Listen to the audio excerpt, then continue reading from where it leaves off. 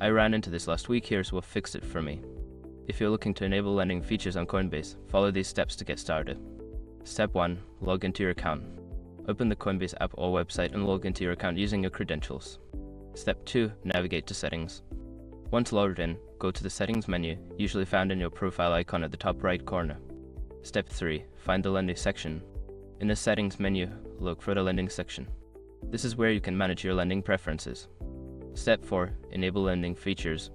Toggle the option to enable lending features. You may need to agree to specific terms and conditions before proceeding. Note, make sure to read the terms carefully. They can sometimes be lengthy and full of important details. Step 5. Confirm your settings. After enabling the features, confirm your settings and check for any additional prompts or verification steps. Once you've completed these steps, you should be all set to use the lending features on Coinbase. If you run into any issues, don't hesitate to reach out to the support team. Happy trading!